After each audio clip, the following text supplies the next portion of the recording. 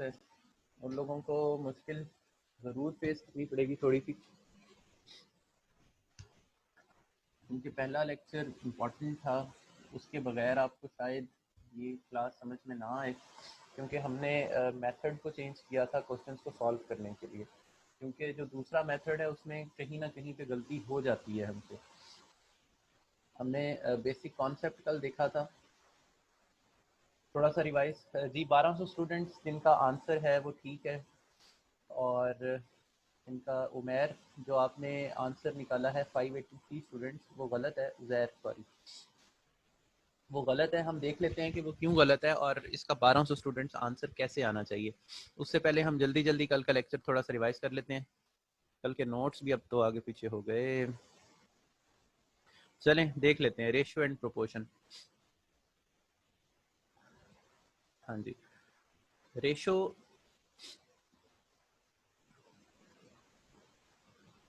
दो तरह से हम इसको डिनोट करते हैं, एक इस तरह से और एक ए ओवर बी की फॉर्म में। ठीक है जी, ये दोनों रेशियोज हैं, दोनों हम यूज़ करते हैं जब आमतौर पे हमें कहा जाता है find the ratios between the two numbers, तो हम इसको इस तरह से लिखते हैं। हमने आंसर भी इसी फॉर्म में देना होता है। और जब वो कहते हैं find the ratio of A over B, तो हम इस तरह से लिखते हैं। और अगर हमें कहता है find the ratio of B over A, तो फिर हम इस तरह से लिखते हैं। ठीक है जी। और प्रोपोर्शन क्या होता है? प्रोपोर्शन का आमतौर पे जो नोटेशन यूज़ की जाती है वो ये है, ये प्रोपोर्शनैलिटी को शो करता है। और दो नंबर्स के दरमियान जब हमने किसी प्रोपोर्शनैलिटी शो करनी होती है, लेट्स सपोज एक नंबर है ए, दूसरा नंबर है बी, दोनों के दरमियान में जब हमने प्रोपोर्शनैलिटी शो करनी है तो हम यूँ लिखेंगे ए प्रोपोर्शनल टू बी। अब प्रोपोर्शनैलिटी की दो टाइप्स होती हैं, एक डायरेक्ट प्रोपोर्शन, एक होता है इनवर्स प्रोपोर्शन। डायरेक्ट प्रोपोर्शन का मतलब ये है कि जब एक क्वांटिटी बढ़ेगी तो दूसरी क्वांटिटी भी बढ़ेगी। इनवर्स प्रोपोर्शन का मतलब ये होता है कि जब एक क्वांटिटी बढ़ेगी तो दूसरी क्वांटिटी कम होगी। फॉर एग्जांपल, ए की वैल्यू अगर बढ़ रही है और बी की वैल्यू भी बढ़ रही है तो इसका मतलब है कि ये डायरेक्ट प्रोपोर्शन है। ठीक है, और डायरेक्ट प्रोपोर्शन को इस तरह से डिनोट किया जाता है। उसके बाद हम देख लेते हैं इनवर्स प्रोपोर्शन। इनवर्स प्रोपोर्शन का मतलब है एक क्वांटिटी अगर बढ़ रही है तो दूसरी क्वांटिटी कम हो रही है। इसको हम इस तरह से डिनोट करते हैं, एक बढ़ रही है और दूसरी कम हो रही है। यह है इनवर्स प्रोपोर्शन। ठीक है, जब प्रोपोर्शनैलिटी के साइन को फिर हमने देखा कि भाई हम जब प्रोपोर्शनैलिटी को साइन को हटाते हैं तो हम इक्वल टू के साथ कोई ना कोई कांस्टेंट लगाते हैं। लेट्स सपोज हम उसको के कह देते हैं, आप उसको सी भी कह सकते हैं, आप उसको एक्स वाई जी जो आपका दिल करे आप उसको कह सकते हैं, लेकिन पूरे के पूरे क्वेश्चन में आपने फिर उसका नाम दोबारा चेंज नहीं करना। ठीक है, ये प्रोपोर्शनैलिटी के साइन को जब भी आप हटाएंगे तो इक्वल टू के साथ आप के यूज करेंगे। फॉर एग्जाम्पल, हम डायरेक्ट प्रोपोर्शन के केस में देखते हैं A is directly proportional to B. ठीक है, जब प्रोपोर्शनैलिटी के साइन को आप रिमूव करेंगे, जब आपने उसको फॉर्मूला बनाना है तो वो हो जाएगा A equal to K B. ठीक है जी।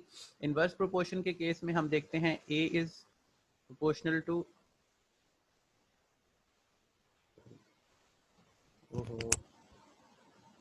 ए is proportional to 1 over B.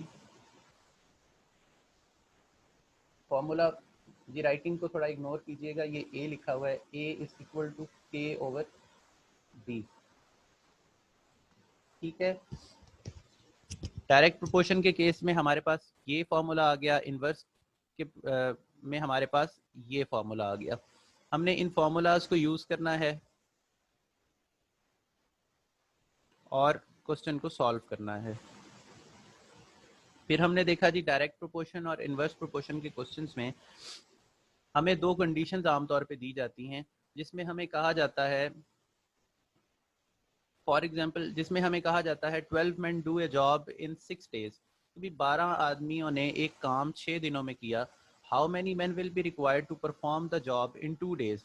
वो आपको पहले एक कंडीशन बता देता है कि हाँ भाई इतने आदमियों ने इतने दिन में काम किया। फिर वो पूछता है अच्छा अगर इतने दिन में काम मुझे चाहिए तो फिर मुझे कितने आदमी चाहिए होंगे उस काम को कंप्लीट करने के लिए। तो दो केसेस के दरमियान हमेशा आपको कंपैरिजन बताएगा, दो रेशोज के दरमियान आपको हमेशा कंपैरिजन दिया जाएगा, जिसको आपने देखना है कि ये डायरेक्ट प्रोपोर्शन है या इनवर्स प्रोपोर्शन है।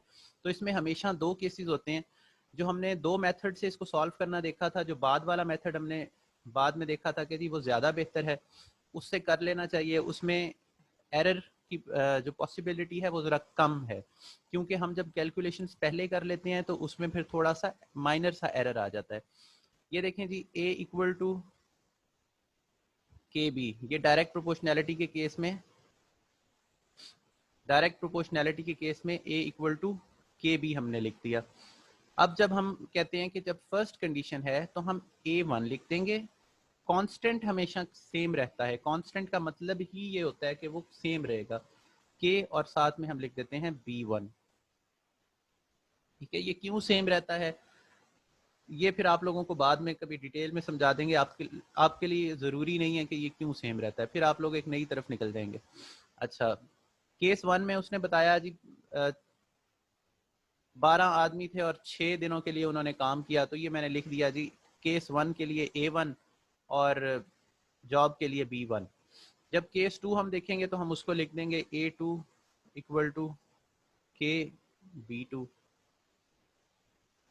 क्योंकि कांस्टेंट हमेशा सेम रहता है तो हम ये करते हैं कि यहाँ से K की वैल्यू निकालेंगे क्रॉस मल्टीप्लाई करके और वो इसमें पुट कर देंगे, तो हमारे पास फॉर्मूला आ जाएगा जिस फॉर्मूले के थ्रू हमने क्वेश्चन को सॉल्व करना होगा। ठीक है, अभी मैं आपको जनरल बता रहा हूँ, फिर मैं ये आपको इम्प्लीमेंट करके बताऊंगा कि क्वेश्चन नंबर 1 पे, क्वेश्चन नंबर 1 पे नहीं बल्कि इम्प्लीमेंट करेंगे हम डायरेक्ट उस क्वेश्चन पे करेंगे जो कल मैंने आपको असाइनमेंट में दिया था करने के लिए। क्योंकि अब सारे क्वेश्चन अगर रिवाइज करने बैठ जाएंगे तो हमारा पूरा का पूरा लेक्चर उधर ही खत्म हो जाएगा। आज क्लास इंशाल्लाह 8 बजे तक हम खत्म कर देंगे। अच्छा, के यहाँ से, हाँ जी, के आपने निकालना है, इसको क्रॉस मल्टीप्लाई करें, आपके पास के की वैल्यू आ जाएगी के equal to A1 over B1। अच्छा, जिस बच्चे को जहाँ पर समझ में ना आए वो फ़ौरन वहाँ पे बता दे, सर जी मुझे ये बात समझ में नहीं आ रही, तो काइंडली आप इसको रिपीट कर दें। फिर बहुत आगे जाके वापस आना थोड़ा मुश्किल हो जाता है, फ़ौरन रोक दिया करें, सर ये बात समझा दें, ये समझ नहीं आ रही।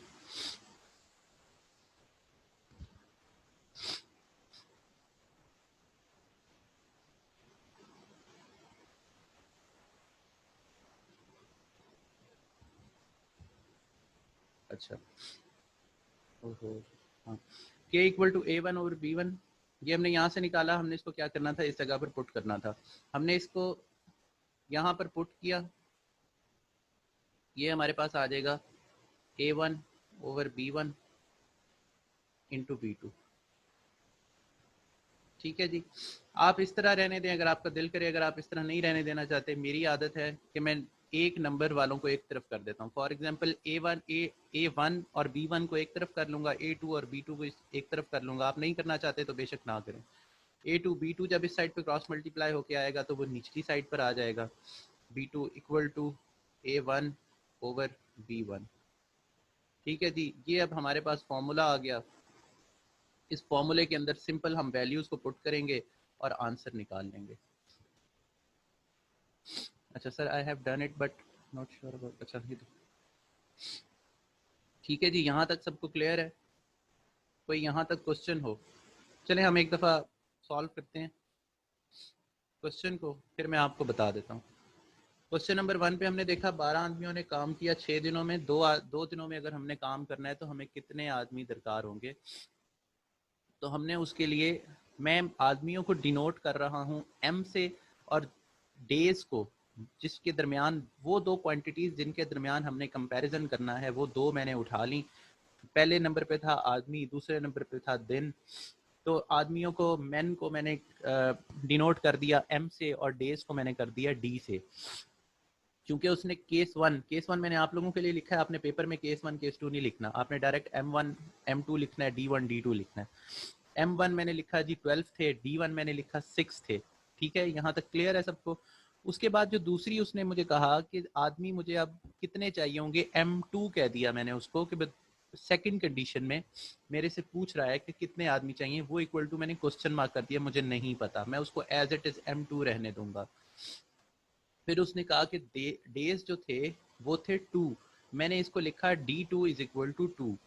ठीक है, अब M और D ये दो वैल्यूज मेरे पास आ गई। अब मैंने ये देखना है कि आदमियों में और डेज में डायरेक्ट रिलेशन है या इनवर्स रिलेशन है। ठीक है, अब मुझे ये बताएं कि अगर मैं आदमियों की तादाद को बढ़ा दूंगा, आदमियों की तादाद को बढ़ा दूंगा तो काम जल्दी ख़त्म हो जाएगा या देर से ख़त्म होगा? हाँ जी, मुझे मैसेज करके आप लोग, अच्छा जो बच्चे नए हैं वो ये देख लें कि जब भी मैं कोई क्वेश्चन पूछूंगा तो आप मुझे आंसर करेंगे लिख कर, और अगर आपने मेरे से कोई क्वेश्चन पूछना है तो चुप करके आप अपना माइक ऑन करेंगे और मेरे से क्वेश्चन पूछ लेंगे। अगर आपको उसमें हिचकिचाहट महसूस होती है तो आप चैट में ही मुझे मैसेज करके बता देंगे कि सर मुझे ये बात समझ में नहीं आ रही। हाँ जी, ये बताएं कि अगर आदमियों की तादाद को बढ़ा दिया जाएगा तो काम जल्दी खत्म होगा या देर से? जी जी, लेक्चर प्रीवियस ही रिवाइज हो रहा है। 7 बजे तक मेरी कोशिश है कि मैं जल्दी से ख़त्म कर दूं, 4 मिनट सिर्फ रह गए हैं तो आप, हाँ जी जल्दी हो जाएगा।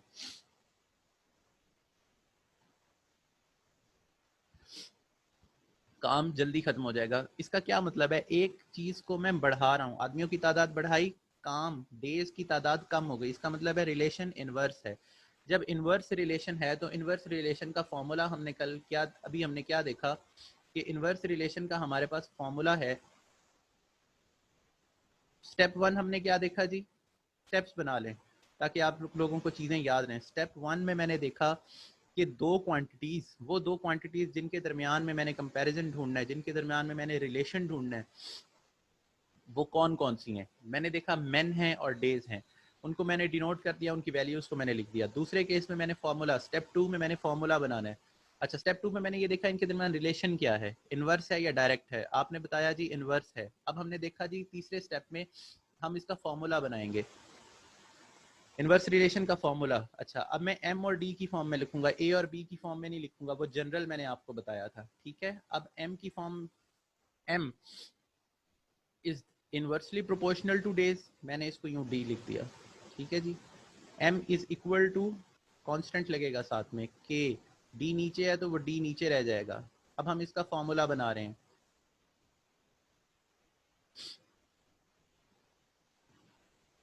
M equal to K over D. M one, हाँ दो कंडीशंस हैं तो दोनों कंडीशंस के लिए पहले मैं फॉर्मूला लिख लूंगा, M one is equal to K over D one. Formula change नहीं होगा, यही फॉर्मूला यूज हो रहा है। हमारे पास फॉर्मूला क्या है? फॉर्मूला हमारे पास ये है, ठीक है जी। दोनों केसेस के अंदर मैंने लिखना है तो M one is equal to K over D one, M two is equal to, two है जी, राइटिंग को इग्नोर कीजिएगा, माउस से लिखना थोड़ा मुश्किल होता है। M two is equal to K over D two, ठीक है। के कांस्टेंट रहता है, के की वैल्यू यहाँ से निकालूंगा और यहाँ पर मैं पुट कर दूंगा, ठीक है। दूसरे मेथड से अगर किसी को ज्यादा बेहतर समझ में आया तो वो दूसरे मेथड से बेशक कर ले। कल हमने उस मेथड से भी क्वेश्चंस किए थे जिसमें आप पहले के की वैल्यू निकालते हैं फिर दूसरी वैल्यू में पुट कर देते हैं, सिर्फ इसी फॉर्मूला को यूज करते हैं। अच्छा, इसमें क्या हमने करना है जी? के की वैल्यू निकालनी है, के की वैल्यू आ गई, K is equal to M one D one, ठीक है। इस के की वैल्यू को आप इस जगह पर पुट करेंगे, आपके पास फॉर्मूला आ गया, M two is equal to M one D one over D to.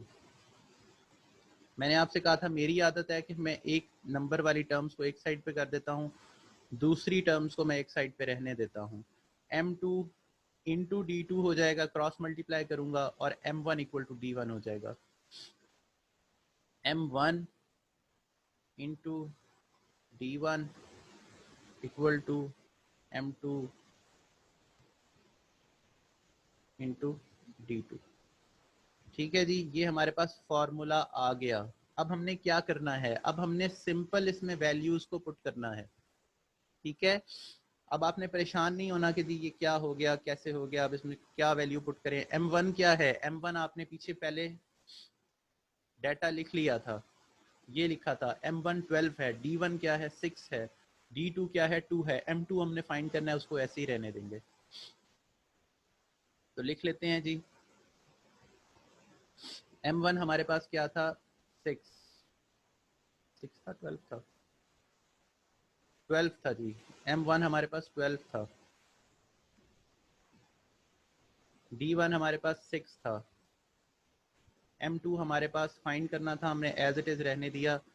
D2 जो था हमारे पास वो 2 था। क्रॉस मल्टीप्लाई करें, M2 की वैल्यू निकाल लें।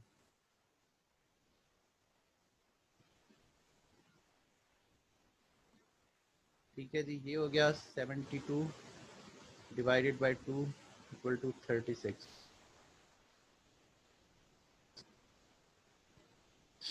ठीक है जी, यहाँ तक किसी को कोई क्वेश्चन हो, कुछ भी पूछना हो, ये कल का लेक्चर थोड़े से टाइम में हमने रिवाइज किया है, इसमें किसी को कोई भी मुश्किल पेश आ रही हो, कोई बात समझ में ना आ रही हो तो वो फ़ौरन पूछ ले।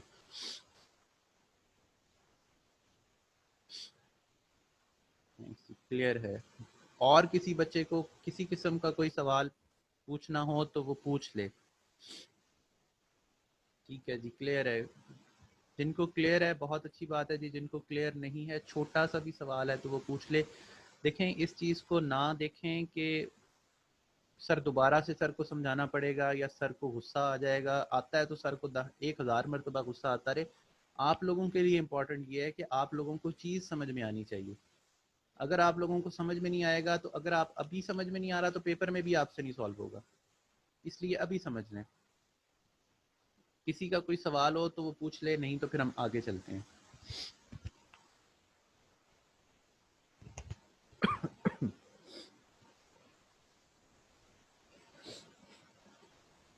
हाँ जी, चलें फिर आगे चलते हैं। कल का जो क्वेश्चन था और भी बच्चों ने ज्वाइन किया है तो ये देख लें जी। हम लोगों ने कल के लेक्चर को थोड़ा सा रिवाइज किया है जल्दी जल्दी, ताकि जो बच्चे आ रहे थे वो भी ज्वाइन कर लें और हमारा कल का लेक्चर भी रिवाइज हो जाए। क्वेश्चन 1 हमने किया था कल, उसको ही हमने रिवाइज किया है। और एक क्वेश्चन आपको दिया था, क्वेश्चन नंबर 6। जिस जिस बच्चे ने इसका किया था उन्होंने आंसर दे दिया है। जो लेट आए हैं, अगर उन्होंने इस क्वेश्चन को सॉल्व किया था तो वो प्लीज़ अपना आंसर बता दें, फिर हम इस क्वेश्चन को सॉल्व करके देखते हैं कि इसी मेथड से हमने इस क्वेश्चन को कैसे सॉल्व करना है। ठीक है जी, एक आंसर आ गया, 3-4 पहले आ गए थे। अब हम देखते हैं कि जी एक दफ़ा सॉल्व कर लेते हैं। ज़्यादातर बच्चों का आंसर ठीक है, एक आध का गलत है, लेकिन हमने सबको साथ लेके चलना है तो हम एक दफ़ा इसको सॉल्व कर लेते हैं। School has enough provision of food for 52 days. कितने दिनों के लिए खाना जी हमारे पास था? अच्छा, school has the enough provision of food for 52 days. After 20 days a group of 400 students arrived and food would have last for 24 days only. How many students are there in school actually?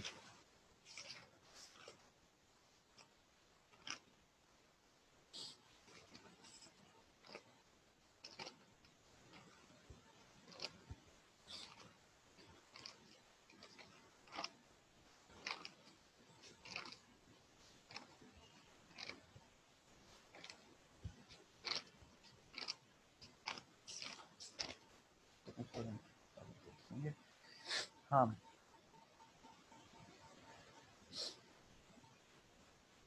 इसको मैं denote करता हूँ। Number of students हैं तो S1 से और S से, और जो दूसरी वो क्वांटिटी है उसको नंबर ऑफ डेज हैं तो उनको D से। पहली मर्तबा वो कह रहा है कि मुझे ये बताएं कि स्टार्ट में स्टूडेंट्स की तादाद कितनी थी, मुझे ये बता दें। अब हमें तो ये नहीं पता कि स्टार्ट में स्टूडेंट्स की तादाद कितनी थी, तो मैं S1 को S1 ही रहने दूंगा। ये चीज़ हमने फाइंड करनी है तो इसके आगे मैंने क्वेश्चन मार्क लगा दिया। वो कहता है कि अगर जो स्टार्ट में आपके पास स्टूडेंट्स थे उनके लिए खाना कितने दिन के लिए मौजूद था, वो था 52 डेज़ के लिए। लेकिन 20 दिनों तक उन्होंने उसी तरतीब को फॉलो किया, उसी रूटीन को फॉलो किया। 20 दिन में कोई चेंज नहीं आया। हमने ये देखा था कि change at the instant of change, हमने चेंज से आगे और पीछे की वैल्यूज को देखना है। अब इस बात का मतलब क्या है? After 20 days A group of 400 student arrive. पहले तो ये देख लें जिसमें किसी चीज़ को एम्बिग्यूटी नहीं है उसमें वो वैल्यूज आप लिख लें। 400 स्टूडेंट्स और आ गए तो टोटल स्टूडेंट्स कितने हो जाएंगे? S1 मीटिंग है, अच्छा, S1 प्लस 400। ठीक है जी, जितने भी पहले स्टूडेंट्स थे उसमें 400 हम ऐड कर देंगे, ये मेरे पास S2 की वैल्यू आ जाएगी। D2 मेरे पास कितना है, उन्होंने कहा जी खाना फिर हमारे पास चलेगा अब मजीद कितने दिन, मजीद खाना चला हमारे पास 24 दिन, ठीक है। Would have last for 24 days only. अगर वो ना जाते, जब चेंज आया, अच्छा पहले 20 दिन उन्होंने खाना उसी तरह खाया, 20 दिन का उसी तरतीब से कंज्यूम हुआ, 20 दिनों के बाद खाने की तरतीब को चेंज किया गया। अगर वो लोग ना जाते, ना आते, तो हमारा खाना मजीद कितने दिन चलता।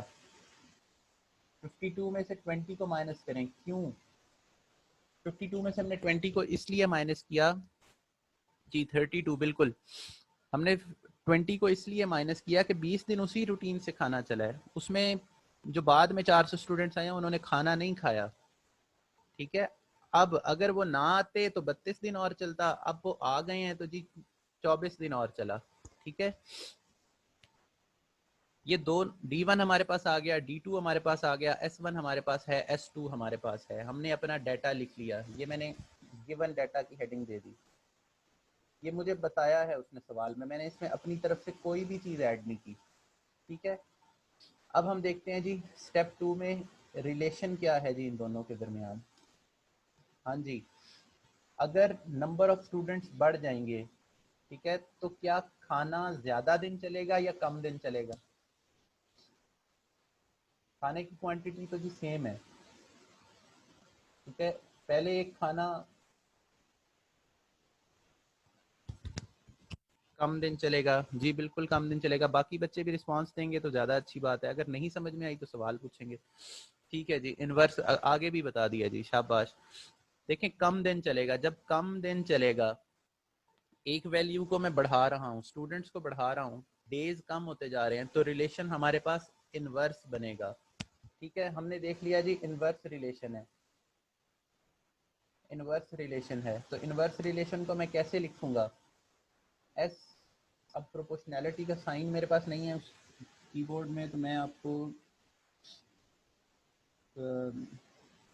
ये साइन यूज़ कर रहा हूँ, ठीक है।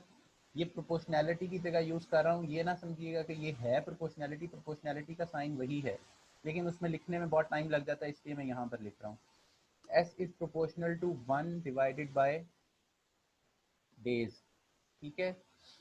फॉर्मूला बना लें जी, S equal to K by D, ठीक है।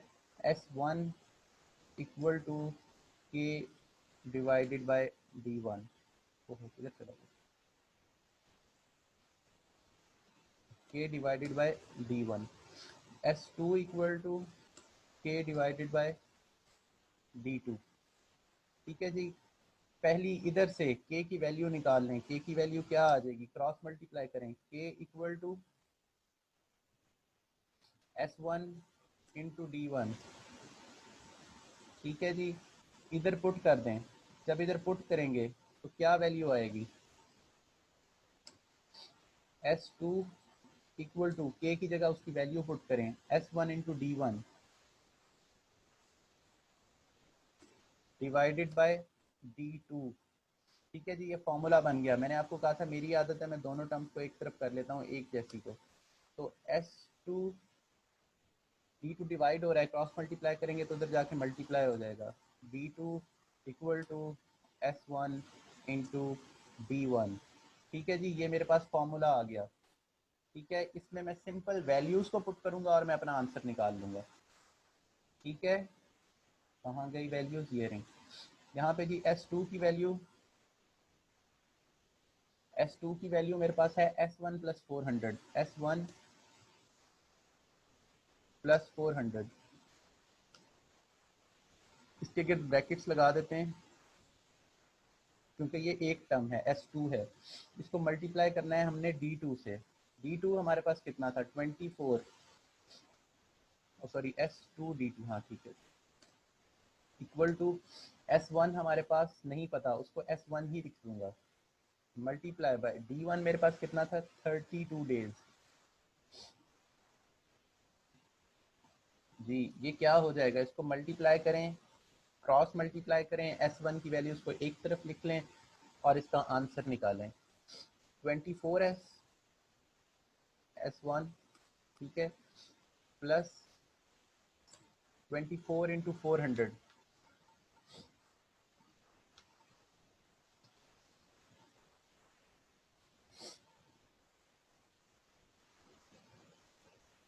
$9600 आता है जी। 9600 इक्वल टू 32S1। ठीक है, S1 की टर्म्स को एक तरफ कर लें, बाकी एक तरफ रहने दें, सॉल्व करें, आंसर आ जाएगा। ये 9600 मैंने इस तरफ रहने दिया, इक्वल टू के दूसरी तरफ मैं ले गया 32S1 माइनस 24S1।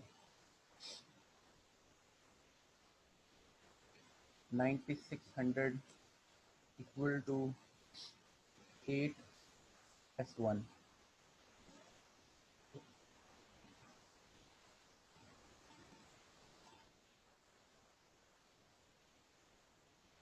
ठीक है जी, 9600 divided by 8 equal to S1। हाँ जी, इसका आंसर निकालें। S1 इक्वल टू,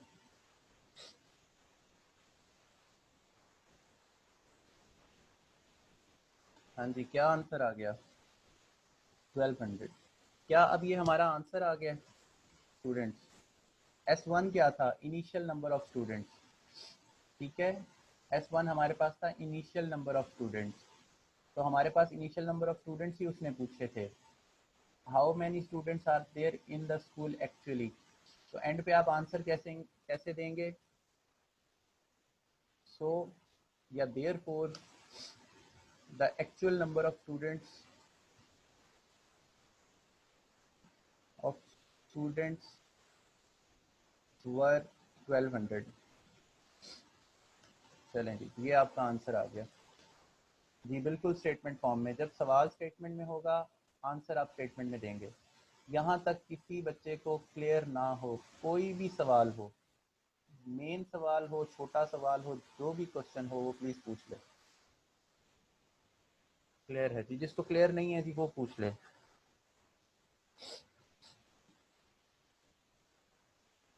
क्लियर है सर, ठीक है। अच्छा भाई, जिस बच्चे का क्वेश्चन गलत हुआ था, उसको क्लियर है? क्लियर है। एक मिनट, किस बच्चे का था? 582। हाँ जी, उज़ैर अहमद, आपका क्लियर है? हाँ जी, क्लियर है सर। चलें ठीक है, ऐसा करते हैं, अभी हमने यहाँ तक पढ़ लिया। अभी तक हमने पढ़ा है डायरेक्ट प्रोपोर्शन और इन्वर्स प्रोपोर्शन के क्वेश्चंस देखे हैं। पिछले पास्ट पेपर में मैंने 2 क्वेश्चन आपको मेरे ख्याल है करवाए हैं। उसमें से हम देख लेते हैं पास्ट पेपर में और कौन कौन से क्वेश्चंस हैं जो प्रोपोर्शन से और डायरेक्ट और इन्वर्स प्रोपोर्शन से होते हैं।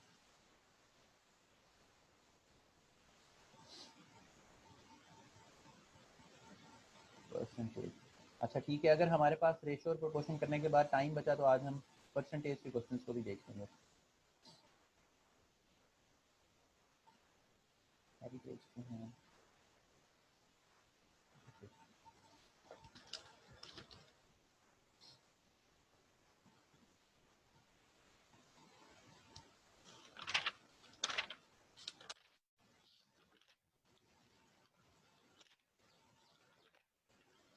हाँ जी, ये है पेपर 2017 का।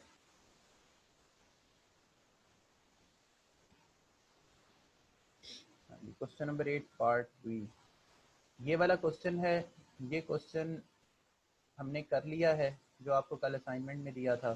School has enough provision of food for 52 days after 25 days a group of 400 student arrived and food would have last for 24 days। ठीक है जी, ये क्वेश्चन हमारा हो गया। इसके बाद देखते हैं और कितने पेपर्स हैं जिसमें हमारा कोई क्वेश्चन रह गया हो।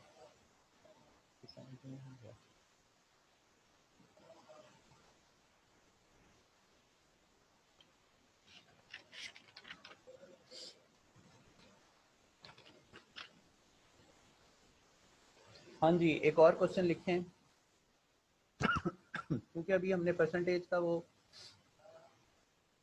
नहीं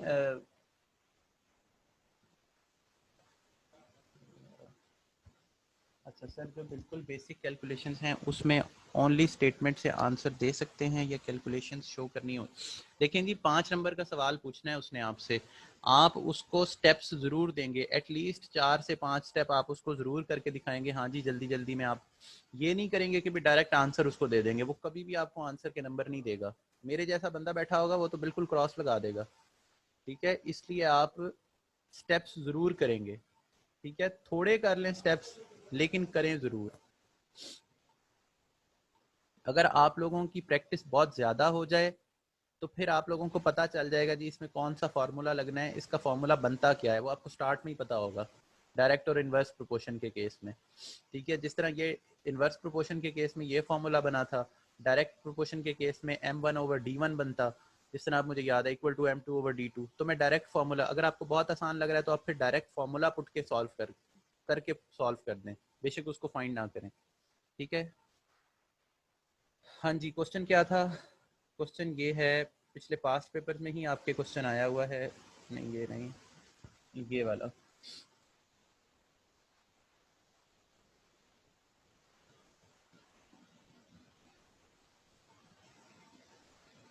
जी हम स्लो काफ़ी जा रहे हैं लेकिन स्पीड पकड़ते हैं हम। 2 दिन में एक टॉपिक। अच्छा, क्वेश्चन नंबर 7 है।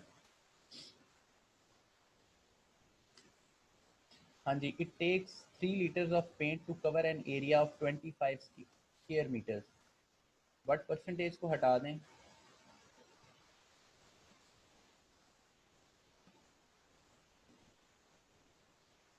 How much paint would be required to cover an area of 50.4 square metres. हाँ जी, जिन बच्चों को समझ में आ गई है, वैसे तो आप सबको समझ में आ गई है, आप अपना क्वेश्चन सॉल्व करना शुरू करें और मुझे इसका आंसर फौरन बताएं।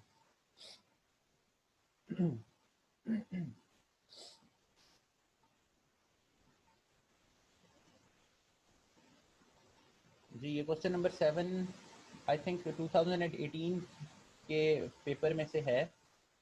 जी 2018 के पास पेपर में से है और क्वेश्चन नंबर 6 पार्ट ए है। ठीक है, लेकिन मैंने क्वेश्चन को थोड़ा सा मॉडिफाई किया। आप ये वाला क्वेश्चन देख लें जो आपकी स्क्रीन पे नज़र आ रहा है आपको। मैं सॉल्व कर रहा हूँ, आप लोग अभी ना देखें, आप लोग अपना सॉल्व करें। अगर क्वेश्चन में कुछ गड़बड़ होती है तो फिर मैं आपको समझा दूंगा। आप लोग अपना सॉल्व करें और मुझे जल्दी जल्दी आंसर बताएं।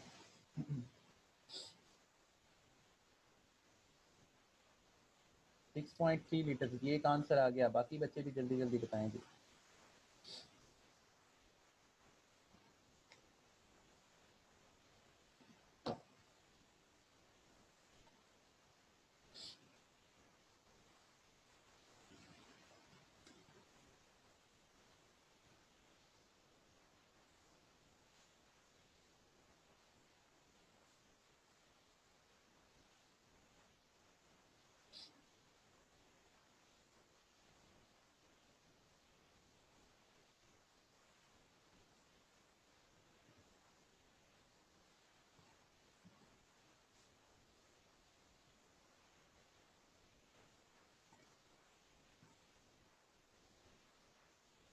हाँ जी, एक और आंसर आ गया जी, बाकी बच्चे।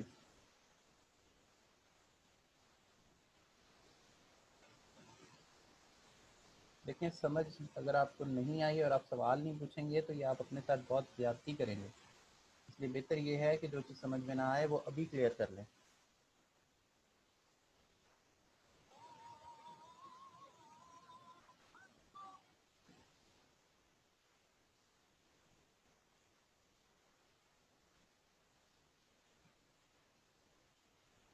हाँ जी, आंसर आ गया 6.3।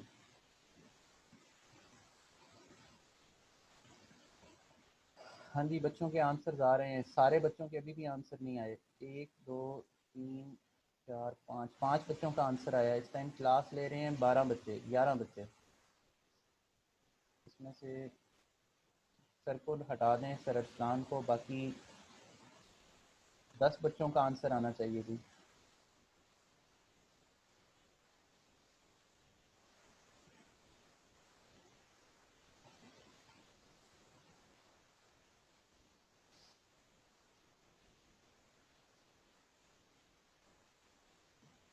हाँ जी, जिन बच्चों का आंसर 7 हो गए,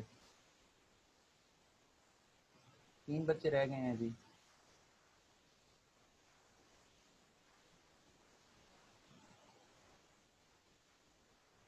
तीन बच्चे रह गए हैं जी। अगर उनको समझ में नहीं आई तो वो बता दें, हम क्वेश्चन आपको समझा देते हैं, और अगर समझ में आ गया है तो आंसर बताएं अपना।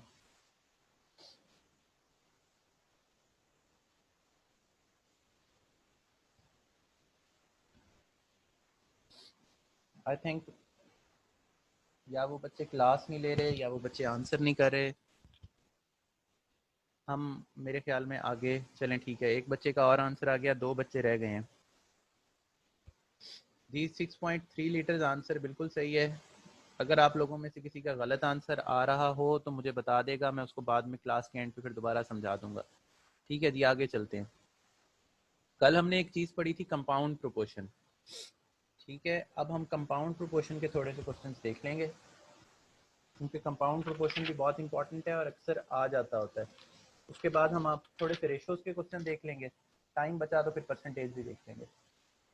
हाँ जी, कंपाउंड प्रोपोर्शन क्या होता है? कंपाउंड प्रोपोर्शन में वो रिलेशन एक से ज़्यादा क्वांटिटीज़ के दरमियान में पूछ लेता है। फॉर एग्जाम्पल, वो आपसे क्वेश्चन करता है, मैं आपको क्वेश्चन लिख देता हूँ। Question number 8,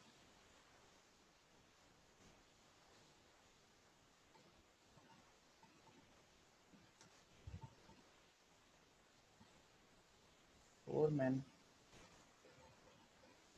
constructed a fence of 150 meters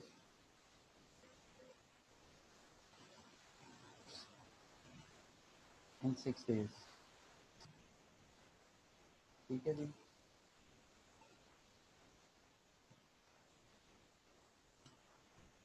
4 men constructed a fence of 150 meters in 6 days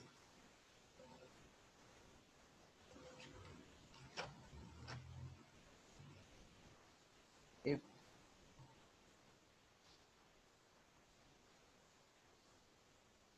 8 men will climb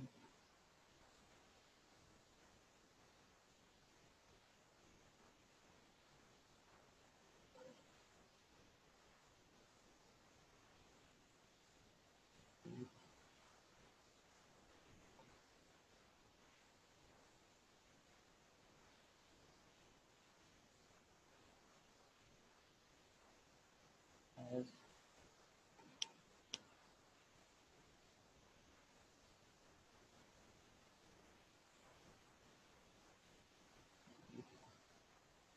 fence of 500 meters,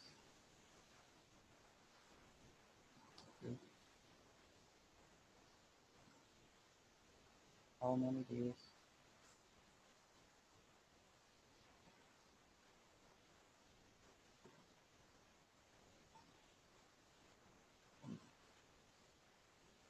it comes। ठीक है जी, क्वेश्चन सबको नज़र आ रहा है? अच्छा, प्लीज़ ईयर मेंशन कर दिया करें सर। जी, ये वाला जो क्वेश्चन है वो मैंने पास्ट पेपर से नहीं उठाया, ये मैंने आपको कंपाउंड प्रोपोर्शन के टॉपिक को समझाने के लिए रैंडमली थोड़ा सा मेरे पास लिखा हुआ था, आधा पचेदा, और आधा मैंने फिर अपनी तरफ से खुद बना लिया। तो हम इस क्वेश्चन को सॉल्व कर लेंगे, आपके सामने हमारा आंसर आ जाएगा। आप ये देख लें, क्वेश्चन को पढ़ें और इसको समझने की कोशिश करें। अगर समझ में नहीं आता तो फिर हम देखते हैं कंपाउंड प्रोपोर्शन के सवाल को कैसे सॉल्व करना है। 4 आदमी हैं, उन्होंने 150 मीटर की फेंस बनाई 6 दिनों के अंदर। ठीक है, वो कहता है कि 8 आदमियों ने 500 मीटर की फेंस बनानी है, उनको कितने दिन लग जाएंगे ये फेंस बनाने में? ठीक है, अब उसने आदमियों की तादाद भी चेंज कर दी, फेंस उसकी लेंथ को भी चेंज कर दिया।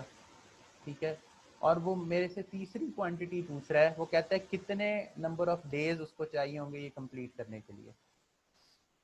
जिस कल लेक्चर के स्टार्ट में मैंने कंपाउंड प्रोपोर्शन का थोड़ा सा कॉन्सेप्ट दे दिया था, अगर किसी बच्चे को समझ में आ गया था तो वो फ़ौरन से इस क्वेश्चन को सॉल्व करके मुझे आंसर बताए। अगर समझ में नहीं आया था तो हम इसको अभी देख लेते हैं बाकी बच्चों के लिए। ठीक है जी। हाँ जी, कंपाउंड प्रोपोर्शन के सवाल को भी सॉल्व करने का सिंपल एक ही मेथड है, यही मेथड है। हमने पहले रिलेशन निकालना है। हाँ जी, कंपाउंड प्रोपोर्शन के सवाल को सॉल्व करने के लिए भी हम यही देखेंगे। लेकिन कल मैंने आपको बताया था कि कंपाउंड प्रोपोर्शन के सवाल को सॉल्व करने के लिए भी सबसे पहले आप अपनी एक क्वांटिटी को चूज़ कर लेंगे। पहले हम डाटा लिख लेते हैं जिसमें भी हमें किसी किस्म की एम्बिग्विटी नहीं है, जो हमें एग्जामिनर ने दे दिया है जी। M1 हमारे पास कितने हैं जी, वो हैं 4। उसके बाद फेंस की लेंथ मैं F से डिनोट कर रहा हूँ, या चलें F से ही कर लें। Length of fence F equal to F1 मेरे पास गिवन है, वो 150 मीटर्स थी। ठीक है, उसके बाद है जी मेरे पास D1 वो उसको लगे थे 6 डेज। ठीक है जी। दूसरी क्वांटिटीज़ में लिख लेता हूँ, बाद में उसने आदमी कर दिए 8। ठीक है, और उसने फेंस बढ़ा के कर दी F2 इक्वल टू 500 मीटर्स। ठीक है। हाँ जी, जिस बच्चे का आंसर आ गया बहुत अच्छी बात है, हम देखते हैं कि सही है या गलत है।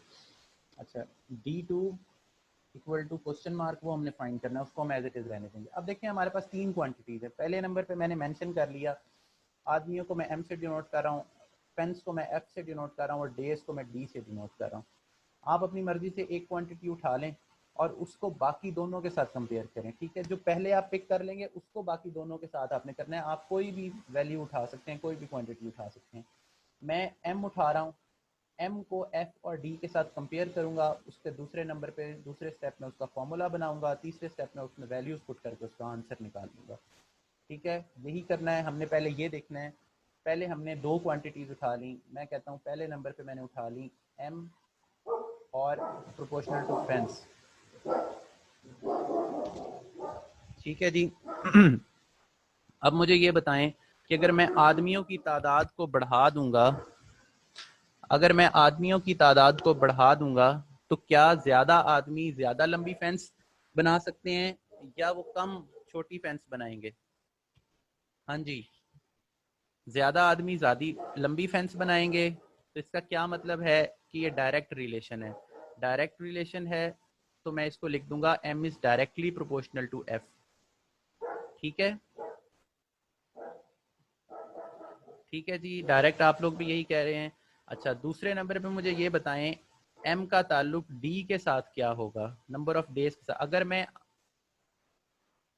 अच्छा ठीक है जी, मुझे डेज के साथ बताएं जी। अगर मैं आदमियों की तादाद बढ़ा दूंगा तो वो जल्दी काम खत्म कर लेंगे या उनको ज्यादा दिन लग जाएंगे काम खत्म करने में? डेज कम हो जाएंगे। तो आदमियों की तादाद मैं बढ़ा रहा हूँ, उसकी कम कर रहा हूँ, तो इसका मतलब है इनवर्स रिलेशन है। सॉरी, ये प्रोपोर्शन का साइन। ठीक है जी। जब इन दोनों, अब ये 2 प्रोपोर्शंस आ गए। ठीक है, और इन 2 प्रोपोर्शंस की वजह से हम इसको कहते हैं कंपाउंड प्रोपोर्शन। इन दोनों प्रोपोर्शंस को ज्वाइन कर लेंगे हम। M एक साइड पे है, उसको एक साइड पे रहने दें, बाकी दोनों क्वांटिटीज को प्रोपोर्शन के दूसरी साइड पे ले दें।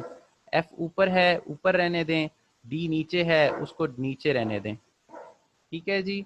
उसके बाद आप क्या करेंगे, प्रोपोर्शनैलिटी के साइन को हटाएंगे। प्रोपोर्शनैलिटी के साइन को जब आप हटाएंगे तो इक्वल टू के साथ एक कांस्टेंट आएगा, उसको मैं कह दूंगा k। ठीक है, मैं कह रहा हूँ कि आप उसको बेशक x कह लें, y कह लें, जो मर्जी कह लें, F ओवर D। ठीक है जी, k मल्टीप्लाई हो रहा है f के साथ और डिवाइड हो रहा है d के साथ। ठीक है, यहां तक क्लियर है सबको? अब इस फॉर्मूला को यूज करते हुए मैं अपनी दोनों केसेस के लिए फॉर्मूला बनाऊंगा, फिर उनको कंबाइन करूंगा, एक और फॉर्मूला बना के उसमें वैल्यूज पुट कर दूंगा, जिसमें हम जिस तरह हम पहले करते थे। ये मेरे पास इस कंपाउंड प्रोपोर्शन के लिए फॉर्मूला आ गया। ठीक है, ये मेरा कंपाउंड प्रोपोर्शन का फॉर्मूला आ गया। अब इसमें मैं क्या करूंगा, M1 और M2 निकाल लेते हैं। M1 के लिए फॉर्मूला क्या हो जाएगा, equal to k F1 over D1। M2 के लिए जी हमारे पास क्या होगा, M2 इक्वल टू KF2D2।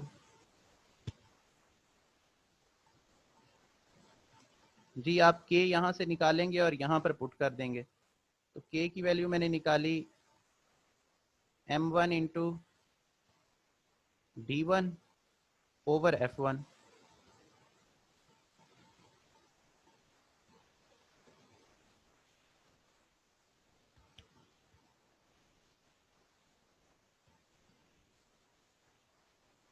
ठीक है जी, ये K की value M1 into D1 over F1 आ गई। इसको आप ऊपर M2 के फॉर्मूला में पुट कर दें, M2 इक्वल टू K की जगह M1 into D1 over F1, ये आ गया, ये K की वैल्यू आ गई। ठीक है, K के साथ मल्टीप्लाई हो रहा है F2, डिवाइड हो रहा है D2। 1 वाली टर्म्स एक तरफ कर लें, 2 वाली टर्म्स एक तरफ कर लें, ये आपके पास बन जाएगा formula M2 into D2 divided by F2, ठीक है, equal to M1 into D1 divided by F1। ठीक है जी, हमारे पास फॉर्मूला आ गया, इसमें हम वैल्यूज़ पुट करेंगे और हम अपना आंसर निकाल लेंगे। ठीक है, ये फॉर्मूला बनाना ही सबसे मेन चीज़ है। जब आपने फॉर्मूला बना लिया, फिर आपने वैल्यूज़ पुट करनी है, क्रॉस मल्टीप्लाई करना है और आंसर निकाल लेना है। आप लोगों की, जिन बच्चों की प्रैक्टिस ठीक हो चुकी है, उन लोगों के लिए ये फार्मूला बनाना सिर्फ आधे मिनट का काम है, आधा मिनट भी नहीं लगता। और आप लोग बाकी जिनको मुश्किल आ रही है फार्मूला बनाने में, वो क्वेश्चन करेंगे या तो मेरे से, या नहीं कर रहे तो बार बार प्रैक्टिस करें मुख्तलिफ किस्म के क्वेश्चन उठा के। ठीक है, और फार्मूला जल्दी से बन जाएगा। फिर इसमें सिर्फ वैल्यूज पुट करनी है और आंसर निकाल लेना है। अब हम देखते हैं, हमारे पास ये वैल्यूज आ गई थी। इस फार्मूला को मैं यहाँ पे लिखता हूँ, इसमें वैल्यूज पुट करता हूँ और आंसर निकालता हूँ। M1 है 4, F1 है मेरे पास 150 और D1 है 6। 4 150 और 6, 4 6 फेंस है 150 मीटर की।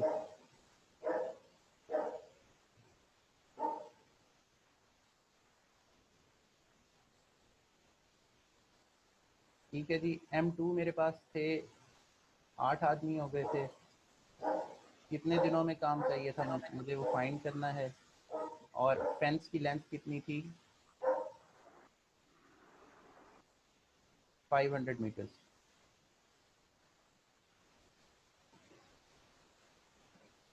ठीक है, यहाँ से आप D2 फाइंड कर लें क्रॉस मल्टीप्लाई करके। मुझे टाइम इसलिए ज़्यादा लग जाता है, एक तो ये ऑनलाइन पढ़ाने का सबसे बड़ा ड्रॉबैक है कि आपको, अब पेन होता तो जल्दी जल्दी 1 मिनट में कैलकुलेशन हो जाती है, माउस से लिखना पड़ता है, टाइम लग जाता है। ठीक है, इसको सॉल्व करें और इसका आंसर बताएं।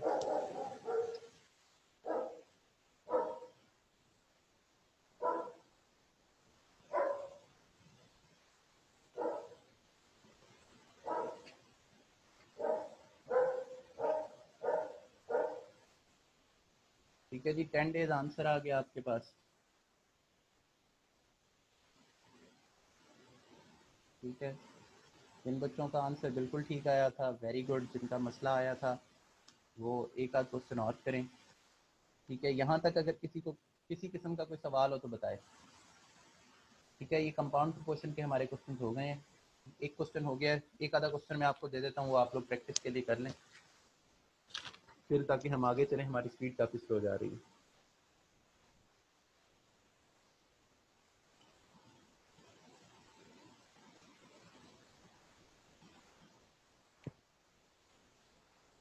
अच्छा जी, क्वेश्चन लिखें।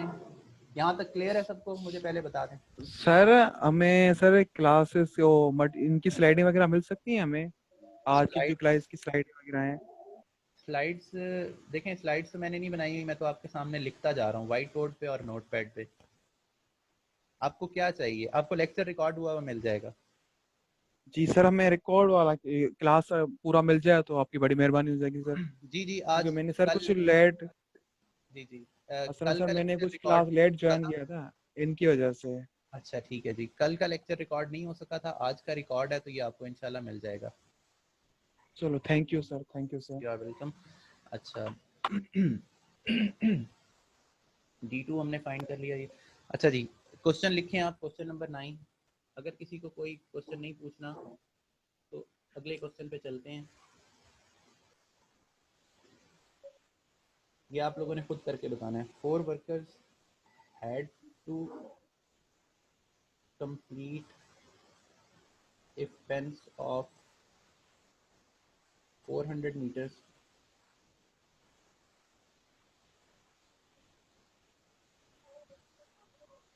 in 12 days।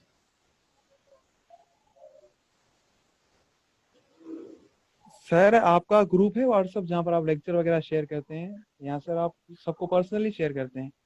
जी अभी तक तो शेयर नहीं किया, आज ही शेयर करना है। तो मैं सर को आप व्हाट्सअप ग्रुप बनाए ताकि हम सर, या तो एक ग्रुप बनाए ताकि सबके सर पास आ अरसलान ने जाए। कल मना किया था कि आप अभी ग्रुप ना बनाएं, आप प्रॉपर सेशन जब शुरू करेंगे फिर ग्रुप बना लीजिएगा। तो सर सर अरसलान से आप कह दें, वो आज ग्रुप बना देंगे, हम आज उसमें शेयर कर देंगे, कल बना देंगे हम कल कर देंगे। नहीं तो मैं सर अरसलान को लेक्चर भेज दूंगा, वो अपने फेसबुक पेज पे ही सेंड कर देंगे आपको। चलो ठीक है सर, ठीक है ठीक सर, है थैंक यू सर। जी। 4 workers had to construct a fence of had to complete a fence of 400 meters in 12 days. After working for 6 days, 2 more workers joined them.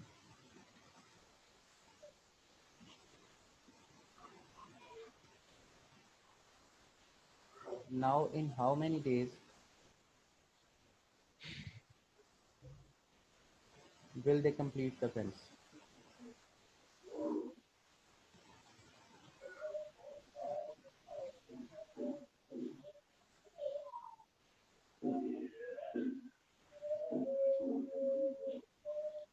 ये क्वेश्चन आप लोगों के सामने है, आप लोग इसको पढ़ लें, इसका आंसर दे दें। और आप लोग जिनका माइक ऑन है तो क्वेश्चन पूछना है तो पूछ लें, और अगर नहीं पूछना तो माइक ऑफ कर दें।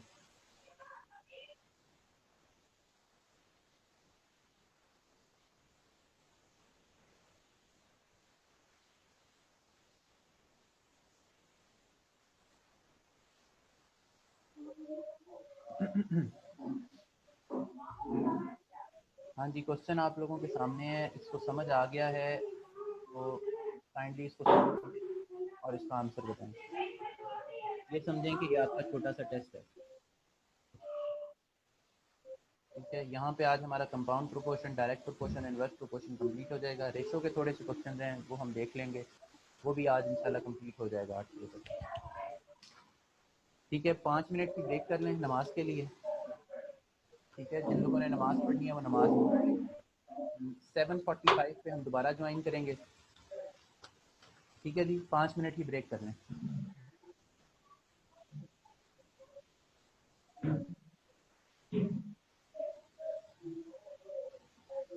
और आप लोग बता दिया करें कि अगर जिस बच्चे को आप लोग बोलते नहीं है कि सर नमाज का टाइम हो गया, ब्रेक कर लें।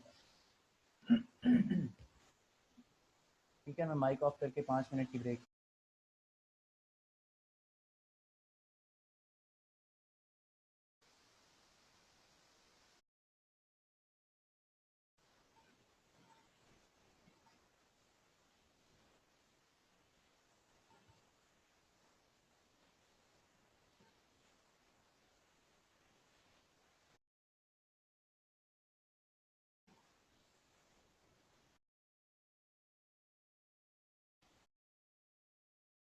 टोटल नंबर ऑफ वर्कर्स हमारे पास 6 हो गए। ठीक है, उसके बाद उन्होंने कहा कि पहले उन्होंने काम कंप्लीट करना था 12 दिनों में, लेकिन 6 दिनों के बाद 2 वर्कर और आए।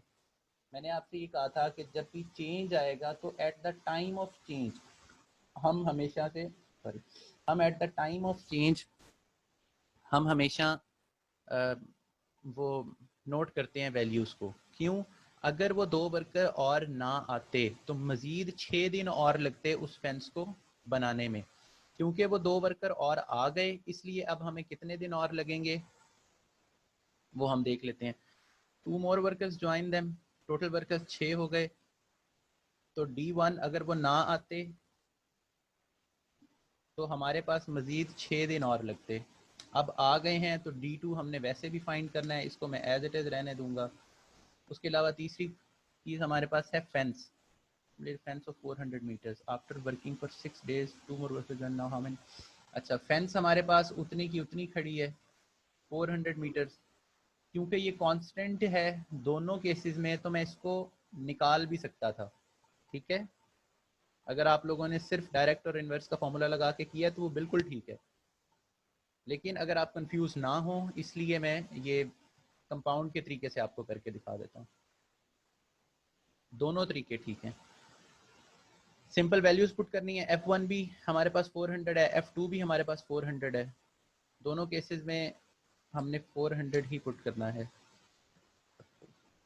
ठीक है। फॉर्मूला में पुट करें और आंसर निकाल के बताएं।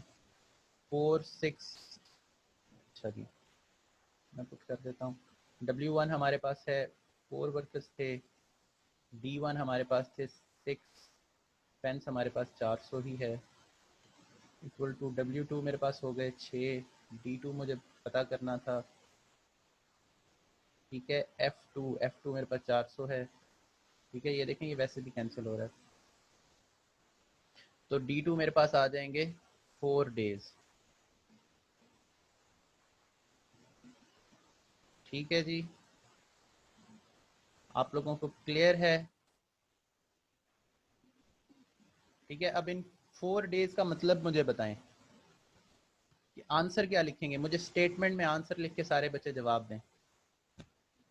सब बच्चे स्टेटमेंट में आंसर लिख के कमेंट करें, फिर उसके बाद मैं बताता हूँ इसकी स्टेटमेंट क्या बनेगी।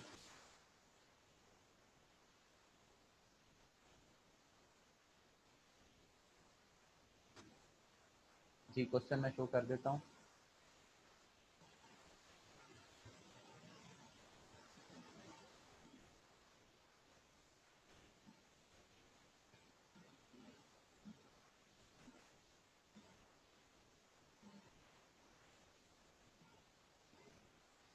अच्छा, D16 कैसे आया, एक बच्चे का क्वेश्चन है। जी मैं आपका बता देता हूँ, पहले बाकी बच्चों से आंसर आ जाए। Because of the time of change उनका ही है। जी नहीं, D1 हमारे, अच्छा जी D1 की बात करें। देखें सर, उन्होंने कहा कि 6 दिनों तक उन्होंने वैसे ही काम किया, ठीक है, at the instant of change. जिन बच्चों, जो बच्चे कैलकुलेट करें, लिख रहे हैं अपनी स्टेटमेंट वो लिखते हैं, workers will take 4 more days to complete the fence, ठीक है। क्वेश्चन आप एक दफ़ा दोबारा पढ़ लें ताकि आप लोगों की स्टेटमेंट गलत। 6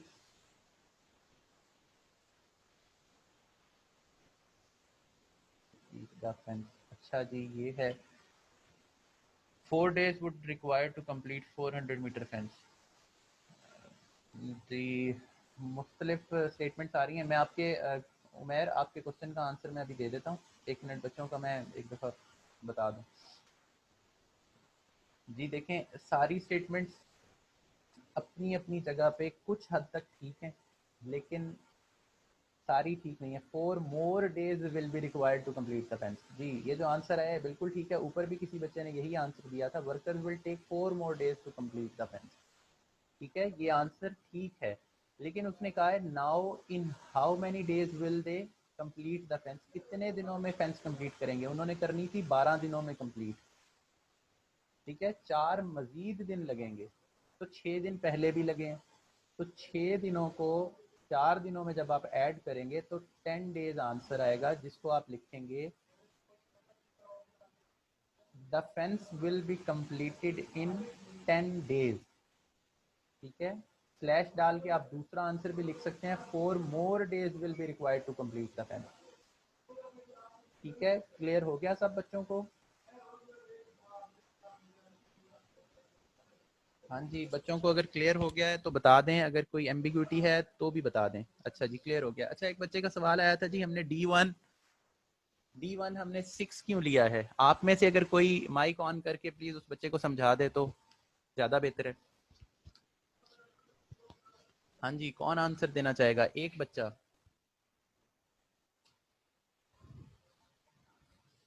हाँ जी, D1 हमने 6 क्यों लिया, लिख के बता दें। लिख के इस तरह समझ नहीं आएगी। चलें, अगर आप माइक ऑन करने से घबरा रहे हैं तो आप लिख के बता दें, लिख के बता दें जी।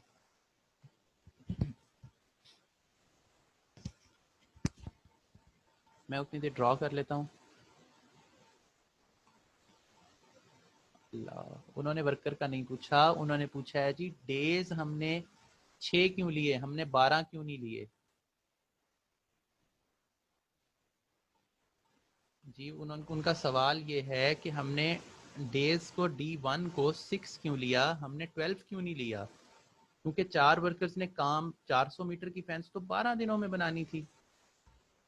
हम इधर कह रहे हैं कि जी उनको 6 दिन और लगेंगे।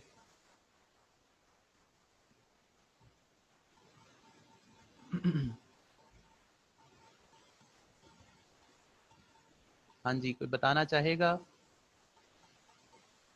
चलें, टाइम गुजरता जा रहा है, मेरे ख्याल में मैं जल्दी जल्दी बता देता हूँ। उमैर है या उज़ैर है, मुझे नाम भूल गया, थोड़ा सा ऊपर नीचे हो गया है। देखें जी, कल भी हमने यही बात की थी, eight the instant of change हम निकालते होते हैं किसी भी चीज़ को। पहले लगने थे 12 दिन, ठीक है, 6 दिनों तक काम स्मूथली चलता रहा,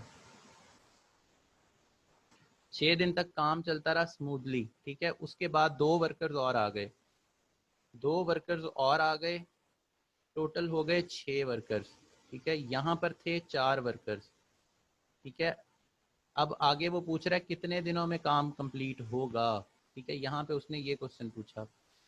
बात ये है कि अगर वो बंदा कहता, सॉरी हाँ, यहाँ पे इंस्टेंट ऑफ चेंज है, तो अगर वो ये 2 बंदे ना आते, हमने ये बताना है, हमने इंस्टेंट पे बात करनी है। हम ये नहीं कहेंगे कि 12 दिन, क्योंकि 6 दिन गुजर चुके हैं, उन 6 दिनों को नहीं देखना, और वो उन 6 दिनों का उन 2 बंदों से कोई ताल्लुक नहीं है, ठीक है। इसलिए हम इंस्टेंट की बात करते हैं यहाँ पे। अगर वो 2 बंदे ना आते तो मजीद कितने दिन लगते, वो हमारा आंसर आता 6 दिन, क्योंकि 6 दिन पहले गुजर चुके हैं। अब अगर वो आ गए हैं तो मजीद और कितने दिन लगेंगे, वो ये आ जाएगा। क्यों, क्योंकि अगर हम यहाँ पे डायरेक्ट 12 फुट कर देते तो इसका इफेक्ट इन 12 के दिनों में आ जाता, जबकि इन पिछले 6 दिनों में उन 2 बंदों का कोई रोल नहीं है। ये बात आपको समझने के लिए मुश्किल हो जाएगी, इस वजह से आप इसको रहने दें। आप सिर्फ ये समझ लें कि उन 2 बंदों, आपने इंस्टेंट ऑफ चेंज देखना है, 6 दिनों में चेंज नहीं आया इसलिए आपने उसको नहीं देखना, ठीक है। ये बात से आपने कंफ्यूज नहीं होना, ठीक है। क्लियर है? अगर नहीं क्लियर तो मुझे बार बार कहें कि नहीं सर क्लियर नहीं है। हाँ जी क्लियर है, ठीक है जी, क्योंकि वर्कर्स एट 6 डेज बाद हुए तो चेंज कंसीडर करें, बिल्कुल ठीक है जी। अच्छा जी, उम्मीद है कि आप लोगों का कंपाउंड प्रोपोर्शन और प्रोपोर्शन का जो सिंपल डायरेक्ट और इन्वर्स के क्वेश्चन है वो क्लियर हो गए होंगे। हाँ जी क्लियर हो गए। रेशोज़ के कुछ क्वेश्चन आते हैं, वो हम देख लेते हैं कि सिंपल रेशो की क्वेश्चंस कैसे आते हैं। एक हम क्वेश्चन पहले खुद लिख लेते हैं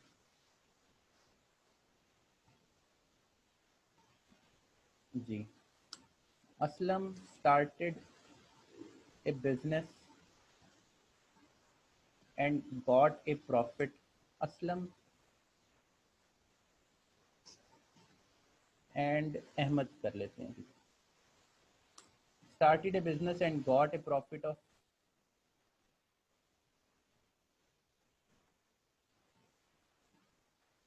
12,000 rupees, 12,000। Aslam and Ahmed had the ratio of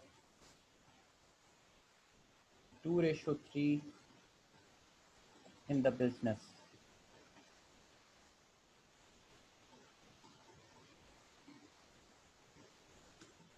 How much each will got the share? इस किस्म के क्वेश्चंस भी आपने देखे होंगे, तो इन क्वेश्चंस को कैसे सॉल्व किया जाता है। ठीक है, ये भी स्टेटमेंट वाला क्वेश्चन है, आंसर आप हमेशा स्टेटमेंट में देंगे। जी नज़र आ गया सबको क्वेश्चन? सर अब आंसर हम 10 डेज लिखेंगे या स्टेटमेंट की तरह लिखेंगे कि 4 मोर डेज आर रिक्वायर्ड? देखें, आंसर लिखेंगे स्टेटमेंट में ही, लेकिन आप क्वेश्चन के हिसाब से लिखेंगे। इस क्वेश्चन में उसने पूछा है how many days will they, in how many days will they complete the fence. पहले उसने कहा था 12 दिनों में करना है उन्होंने काम, ठीक है। अब वो पूछ रहा है कि कितने दिनों में उन्होंने काम खत्म कर लिया होगा। ये तो आप उसको 10 डेज कहेंगे कि जी उन्होंने 10 दिनों में काम खत्म कर लिया था, ठीक है। 4 मोर डेज आप नहीं लिखेंगे। क्लियर है जी? अच्छा अगला क्वेश्चन आप देख लें, कोई क्वेश्चन है तो दोबारा पूछ लें। Okay sir.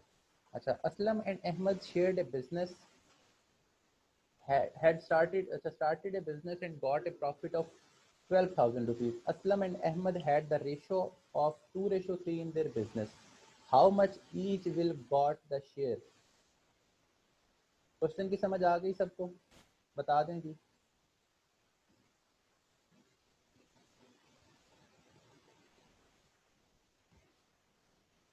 ठीक है, असलम ने और अहमद ने बिजनेस, हाँ जी, बिजनेस स्टार्ट किया 2:3 के हिसाब से। उनको प्रॉफिट आया 12,000 का। हमने उस प्रॉफिट को 2:3 के हिसाब से डिवाइड करना है। जिनको समझ में आ गया है वो सॉल्व करें और आंसर बताएं, और जिनको नहीं समझ में आया मैं उनको इसको सॉल्व करने का तरीका बता देता हूँ। जी सर। जी जिनको समझ में आ गया है वो सॉल्व करें, जिनको नहीं आया, ठीक है जी, माशाल्लाह से आंसर आ रहे हैं बच्चों के। इसको बाद में थोड़ा हम कॉम्प्लेक्स कर देंगे।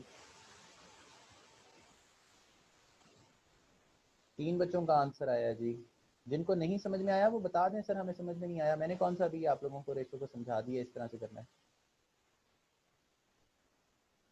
जी जी, जिसने हैंड रेस किया है वो क्वेश्चन पूछे।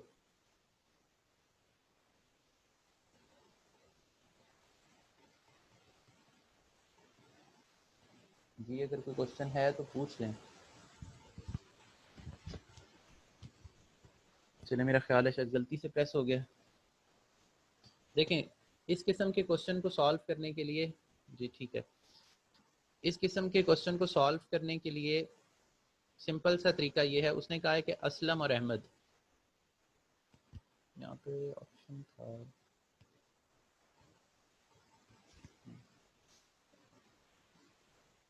असलम रेशो अहमद लिखूंगा मैं, और इक्वल टू कर दूंगा जी, कितना उन्होंने बताया है 2:3, ठीक है। असलम रेशो अहमद 2:3 है, ठीक है जी। ये रेशो का साइन है, वो गलती से दूसरा बटन दब गया। इसका क्या मतलब है? इसका ये मतलब है असलम का हिस्सा है 2 और अहमद का हिस्सा है 3। टोटल प्राइस हमारे पास, टोटल अमाउंट जो हमारे पास है, टोटल प्रॉफिट जो हमारे पास है वो है, यार ये बस राइटिंग को इग्नोर करें, टोटल प्रॉफिट है हमारे पास 12,000 का। इस 12,000 को हमने इन दोनों में डिवाइड करना है। उसका तरीका ये है, जो टोटल रेशो होती है ना, हम इस केस में वो निकाल लेते हैं। टोटल रेशो कैसे निकालेंगे? आप इसको लिखें जी, टोटल रेशो लिख लें, या इसके लिए कोई ज़्यादा बेहतर वर्ड जो है वो मेरे जहन में इस टाइम नहीं है। चलें, जैसे ही आएगा वो मैं बता दूंगा। चलें, टोटल रेशो आप लिख लें। टोटल रेशो कितनी बनेगी जी? 2 + 3 = 5। 2 + 3 = 5। टोटल रेशो आपके पास 5 बन गई। अब आपने इस 5 में से असलम को देना है और अहमद को देना है। अब किस तरह से देंगे? शेयर ऑफ असलम, स्टेटमेंट में आप सारी चीज़ लिखेंगे। यहाँ पे आप लिखेंगे जी शेयर ऑफ असलम, पूरी लाइन लिखेंगे। उसके बाद लिखेंगे इक्वल टू, असलम के पास कितना हिस्सा था? 2 था, तो आप 2 लिख देंगे। टोटल कितना है? वो 5 है। जिसमें से देना है उसको आप मल्टीप्लाई कर देंगे सामने 12,000। ठीक है जी। इसको सॉल्व करेंगे, असलम का हिस्सा आपके पास आ जाएगा, ये आ जाता है जी 5 2 10, 2 कैरी 4, ठीक है जी। 4800 आ जाता है जी असलम का हिस्सा। दूसरा हिस्सा निकालने का तरीका, दो तरीके हैं। या आप, बल्कि आप इसी तरीके से निकाल लें, कंफ्यूज ना हो। आप अहमद का हिस्सा जब निकालेंगे तो अहमद का हिस्सा पूरी लाइन लिखेंगे, share of Ahmad will be equal to 3 divided by 5 multiply by 12,000। ठीक है जी। जब आप ये लिखेंगे तो आपके पास अहमद का हिस्सा भी आ जाएगा। हाँ, याद रखिएगा एंड पे जो भी आंसर आए आप उसको ऐड करें तो आपके पास 12,000 आना चाहिए। ठीक है, जो भी आंसर है अपने आंसर को चेक करने का तरीका है, एंड पे दो जो भी दोनों के आंसर आ रहे हैं उनको ऐड करें तो 12,000 आना चाहिए। आ रहा है जी, तो इसका मतलब है आपका क्वेश्चन ठीक है। ठीक है, क्लियर है यहाँ तक? जी बिल्कुल, 4800 एंड 7200। ठीक है, टोटल रेशो निकालेंगे, उसमें से आप उसको शेयर दे देंगे। छोटा सा टॉपिक था, टाइम बहुत ले रहा था। अच्छा, अब हम इस क्वेश्चन को थोड़ा सा चेंज करेंगे, फिर देखते हैं आप कैसा क्या आंसर देते हैं।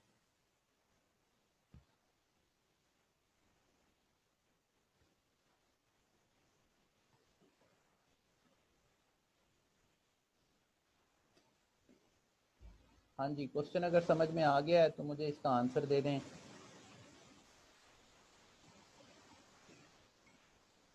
मेरा ख्याल है बच्चे ने लेट ज्वाइन किया है शायद नमाज की वजह से, लेकिन कुछ ज़्यादा लेट हो गए हैं। चलें, आप फिर लोग जो लोग लेट ज्वाइन कर रहे हैं वो लोग रिकॉर्डिंग सुन के अपना वो कंप्लीट कर लीजिएगा। हाँ जी, मैंने क्वेश्चन को थोड़ा सा चेंज ये किया है कि how much Ahmad got more than Aslam. अगर किसी को ये समझ में आ गया है तो आंसर दे दे। बिल्कुल ठीक है जी। हाँ जी, किसी को समझ में नहीं आया तो वो पूछ ले। बिल्कुल ठीक है जी, समझ में आ गया सबको? जी, अगर किसी को समझ में नहीं आ रहा। सर आप दोबारा सर रिपीट करें सर, सर आप दोबारा रिपीट करना क्वेश्चन को सर। मैं रिपीट कर देता हूँ। क्वेश्चन वही है, मैंने सिर्फ आंसर आपसे डिफरेंट अंदाज में मांगा है। ठीक है, मैंने आपसे ये पूछा है कि how much Ahmad got more than Aslam. How much Ahmad got more than Aslam, कि अहमद को कितने पैसे असलम से ज्यादा मिले। सर मेरे ख्याल में 2400 मिले हैं। जी बिल्कुल, 2400 मिले हैं जी, आपका बिल्कुल सही ख्याल है। आगे चलते हैं, थोड़े से क्वेश्चंस रेशो के। हाँ जी, 2020 के पेपर में मैंने देखा था कि इस किस्म के क्वेश्चंस आए हुए थे, वो हम देख लेते हैं जी कहाँ। सर सर आप 2020 के क्वेश्चन सॉल्व कर सकते हैं जो लास्ट क्वेश्चन था जीएस का। एक group of 50 man can construct वाला। नहीं जी, उनसे एक ऊपर क्वेश्चन था, लास्ट से ऊपर एक ऊपर क्वेश्चन था वो सर, क्वेश्चन कौन सा है जीएस आप? का। क्वेश्चन सर अभी कौन? सर मुझे माइंड में है सर, नहीं याद आ रहा है, बाकी मैंने जी वो सॉल्व भी लास्ट, किया था। जी लास्ट। इंशाल्लाह आपको चेक भी करवाएंगे सर। ठीक है, मुझे ज़रूर सेंड कीजिएगा। मेरे ख्याल में जो लास्ट से ऊपर है वो यही है, मैं आपको लिख देता हूँ यहाँ स्क्रीन पे। जी जी सर। फिर इसको देख लेते हैं, बाकी बच्चे भी सॉल्व कर लेंगे। हाँ जी, एक ग्रुप ऑफ, क्वेश्चन नंबर 10 है। आज हमने बहुत थोड़ा पढ़ा है। बच्चे क्लास ख़त्म करते हैं, टाइम बच्चों की आगे क्लासेस होती हैं। कल सर भी कह रहे थे बहुत लंबी क्लास थी। एक ग्रुप ऑफ 50 मैन कैन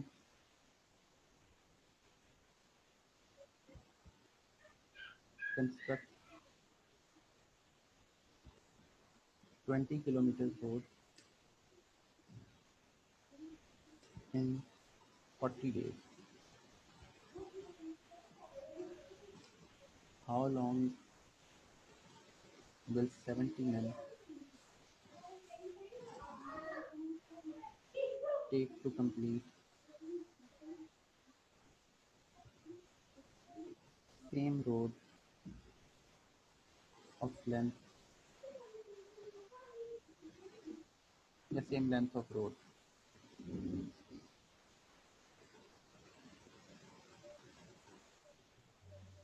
हाँ जी, क्वेश्चन क्लियर है, सब लोगों को नज़र आ रहा है? A group of 50 men can construct 20-kilometer road in 40 days. How long will 70 men will take to complete the same length of road? ठीक है, ये वही प्रोपोर्शन का क्वेश्चन है, इसको देख लें, इसका आंसर मुझे बता दें, जल्दी जल्दी सॉल्व करें इसको।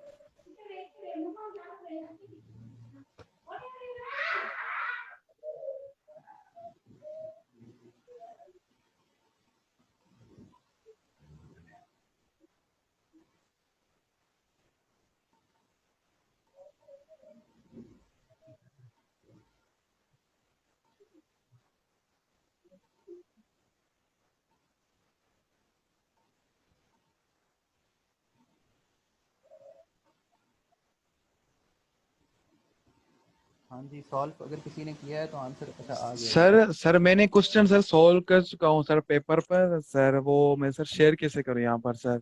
आप सर मुझे मैंने पर, पूरा पेपर ये सर मैंने पूरा पेपर ये सॉल्व किया हुआ था, तो अच्छा वो सर आप मैं ऐसा आपके करें साथ ना शेयर मुझे, करना चाह रहा हूँ। जी जी मुझे वो फेसबुक पे वो पेपर की पिक्चर सेंड कर दीजिएगा। अभी सिर्फ इस क्वेश्चन का आंसर मुझे कमेंट करके बता दें, ठीक है? ठीक है सर। चलें जी, चलें जी, इनकी वजह से हमारा फ़ायदा हो गया, एक क्वेश्चन और कर लिया।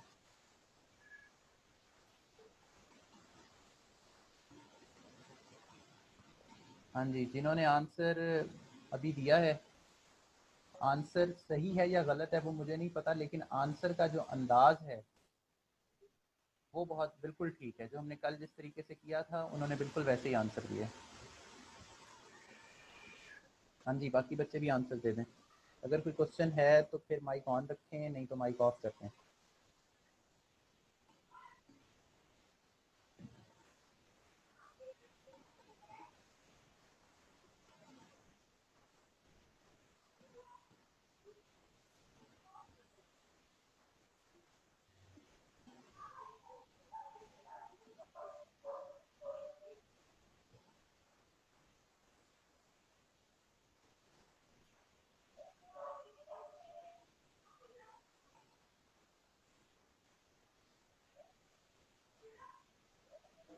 हाँ जी, बाकी बच्चों का अगर आंसर आ गया है तो वो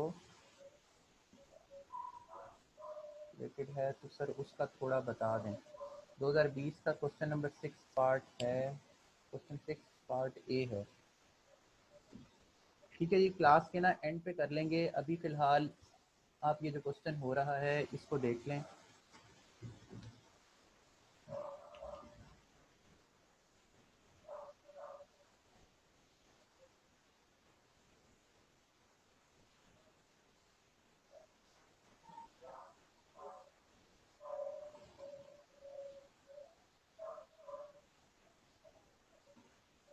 जी पहली बात तो ये कि ये एलसीएम का क्वेश्चन नहीं है, ठीक है? जो क्वेश्चन 6 पार्ट ए है ये एलसीएम का नहीं है।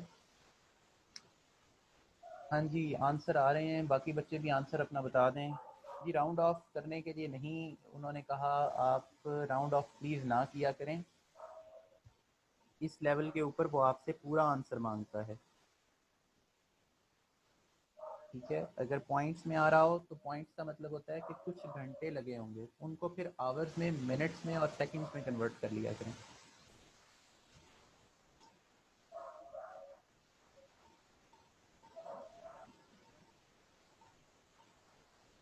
सर मैंने आंसर तो शेयर कर दिया है, बाकी जो मेरा कंप्लीट जो मैंने सोल्व किया है ना, जी जी इंशाल्लाह सर मैं आपके साथ पूरा सर पेपर शेयर जी कर जी दूंगा सर, बिल्कुल आप कर चेक दीजिएगा, भी कर लेना। ठीक है मैं कर लूँगा। जी जी सर।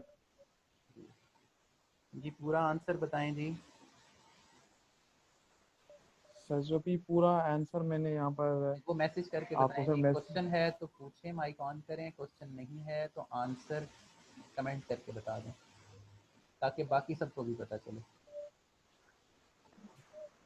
ठीक है जी? अस्सलाम वालेकुम सर। जी जी वालेकुम अस्सलाम। सर कैन यू प्लीज आप बता सकते हैं कि ये डेज को आवर्स, मिनट और सेकंड्स में कैसे कन्वर्ट करेंगे जी पॉइंट जी जब आ रहा है तो? जी मैं बता देता हूँ। Thank you so much sir.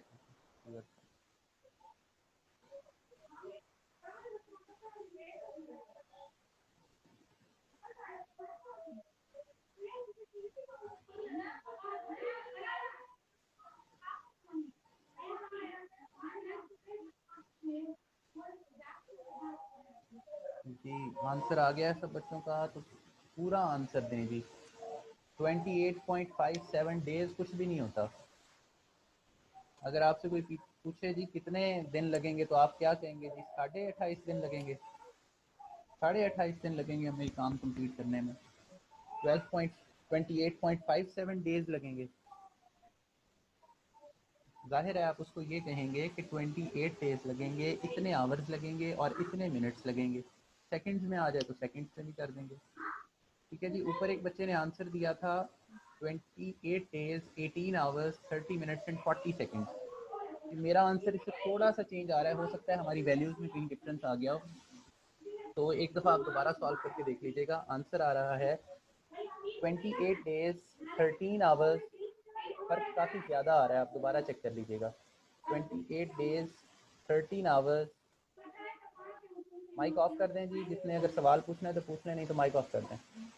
28 days 13 hours 42 minutes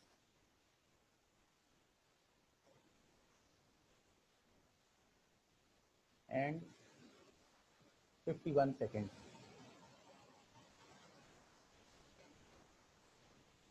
ठीक है जी, ये आंसर आ रहा है। आप अपना आंसर एक दफ़ा दोबारा चेक कर लीजिएगा। नहीं जी, राउंड ऑफ नहीं करना हमने। सर आपकी क्या वैल्यू आई है जी? मैंने ये लिख दी है 28 days 13 hours 42 minutes and 51 second. हाँ जी, किसी ने पूछा था कि जी हम कन्वर्ट कैसे करते हैं। जी मैं बता रहा हूँ कैसे कन्वर्ट करते हैं। आपकी क्या वैल्यू आई है जी? नहीं, मेरी 28.571 आंसर आया है। ऊपर बच्चों का भी वही है 28.57। आप एक दफ़ा चेक कर लें, आपका हो जाएगा आंसर ठीक। एक दफ़ा दोबारा चेक कर लें। ठीक है, सब बच्चों का आंसर। किसी का आंसर नहीं निकला तो वो बता दे पहले। आंसर निकल आया, मैं आंसर से आगे सॉल्व करना बता रहा हूँ। 28.5। सर मेरा आंसर निकल आया है, तो सर मैं आपके साथ पेज फेसबुक पे ही शेयर कर देता हूँ सर। ठीक है सर। जी जी ठीक है, ठीक है। अच्छा जी, 28.571 ये आ रहा है डेज में, लेकिन पॉइंट्स में है, तो पॉइंट्स में हम डेज को कैसे बता सकते हैं? इसलिए हम इसको आवर्स में और मिनट्स में और सेकंड्स में कन्वर्ट करते होते हैं। उसका क्या तरीका है? देखें, ये कंप्लीट डेज हैं, इसको आप लिख देंगे जी 28 डेज। 28 डेज, ठीक है। उसके बाद इसको आप कैसे कन्वर्ट करेंगे आवर्स में? ये जो बाकी वैल्यू बच जाएगी 0.571, इसको आप मल्टीप्लाई करेंगे एक दिन में जितने घंटे होते हैं, वो होते हैं 24 आवर्स।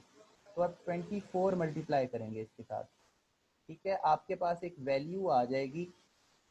वो लेट्स सपोज आई थी 13 पॉइंट, मुझे अब एग्जैक्ट याद नहीं है, मैं अंदाजे से बता रहा हूँ, आप लोग देख लीजिएगा जो भी आएगा, तरीका सिर्फ देख लें। 13 पॉइंट लेट्स सपोज 78 आ जाती है। ठीक है, इसका क्या मतलब है? 13.78 आवर्स आ रहे हैं। 0.78 आवर्स कुछ नहीं होता, इसलिए इसको आप मिनट में कन्वर्ट कर लेंगे। मिनट में कैसे कन्वर्ट करेंगे? आप लिखेंगे जी 13 आवर्स हो गए, यहाँ पे 28 डेज था, साथ में 13 आवर्स भी शामिल हो जाएगा जी। अच्छा, फिर उसके बाद जो 13 चला गया, बाकी रह गया 0.78। इसको आप मिनट्स में मल्टीप्लाई करेंगे। एक घंटे में कितने मिनट्स होते हैं जी? 60 मिनट होते हैं। जो आंसर आ जाएगा, लेट्स सपोज ये आंसर आ जाता है, सपोज कर रहा हूँ, मैंने इसको मल्टीप्लाई करके एग्जैक्ट वैल्यू नहीं निकाली। ठीक है, वो आप निकाल लीजिएगा। लेट्स सपोज 42 मिनट्स आ रहे हैं जी। 42 मिनट्स लिख देंगे आप यहाँ पे। ठीक है, अगर पॉइंट्स में आगे भी आंसर जा रहा है, 0.54 आ गया लेट्स सपोज, ठीक है, आप फिर क्या करेंगे? या आप लेट्स सपोज यहाँ पे 9 आ जाता है, 42.94, तो पॉइंट्स के बाद वाली वैल्यू को फिर आप मल्टीप्लाई करेंगे सेकंड्स में, एक मिनट में जितने सेकंड्स होते हैं, और फिर एंड पे आप आंसर लिखेंगे इस तरह से। 42 मिनट्स और कितने सेकंड्स हैं? 51 सेकंड। ठीक है जी, समझ में आ गया सबको? नहीं आया तो मुझे पूछ लें, मैं दोबारा बता देता हूँ। जी, वो सर 706। कॉन्सेप्ट क्लियर हो गया है।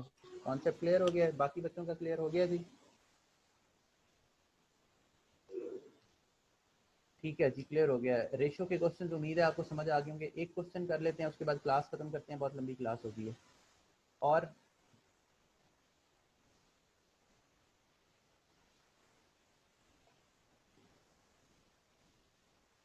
मेरे ख्याल में कौन से पेपर में है? हाँ जी, मोइज एंड मेयर 2019 का पेपर है शायद, आई गेस 2019 का पेपर है। 19 का है मेरे पास तो नहीं।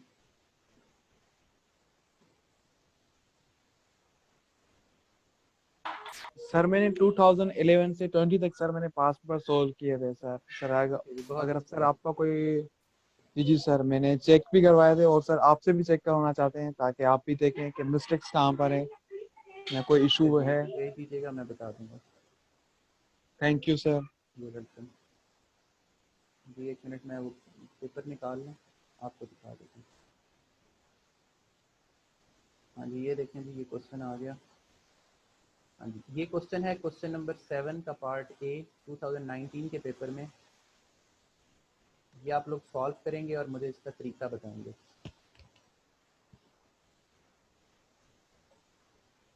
इधर क्या?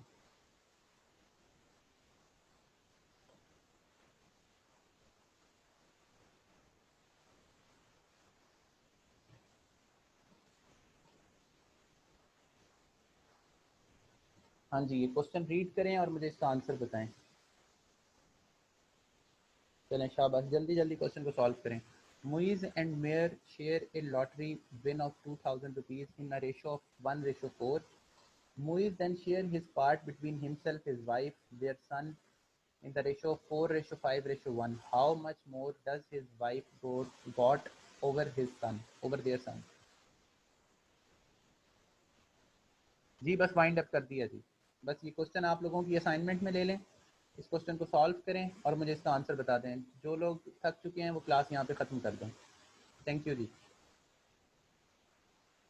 मैं रिकॉर्डिंग स्टॉप कर रहा हूँ इधर।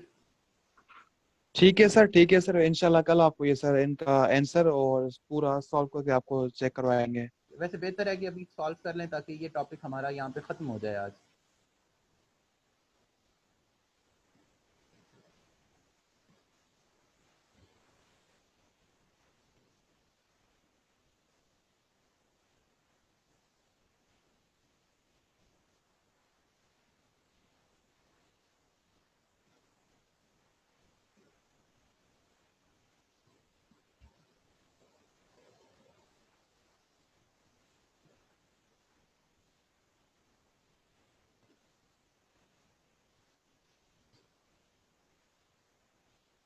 जी बस आप लोग आंसर बता दें और हम यहाँ पे ख़त्म करते हैं क्लास।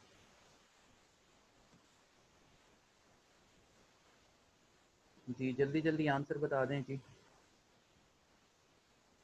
मैंने सॉल्व किया हुआ था कहीं।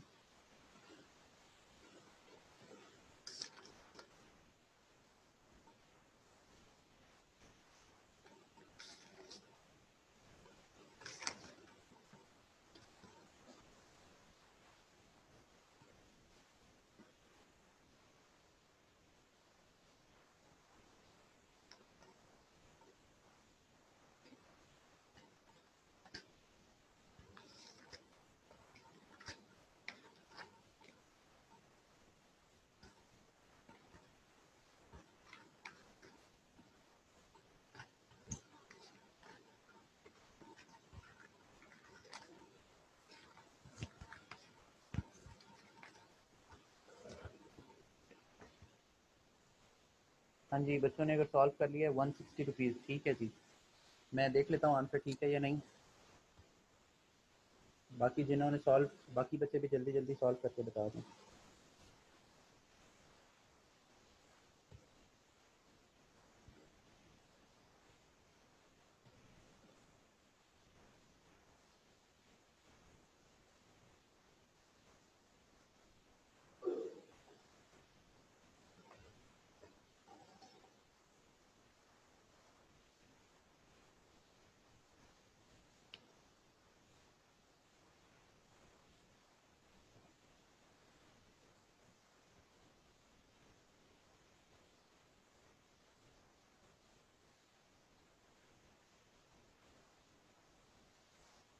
हाँ जी, his wife got rupees 160 over their son. बिल्कुल ठीक है जी। ठीक है जी, बाकी बच्चों ने सॉल्व कर लिया। अगर किसी को समझ में नहीं आया तो वो रुक जाए, बाकी बच्चों के लिए क्लास एंड है। जिन्होंने इसका आंसर दे दिया है बिल्कुल ठीक है, यहाँ पे क्लास ख़त्म करते हैं। Thank you so much.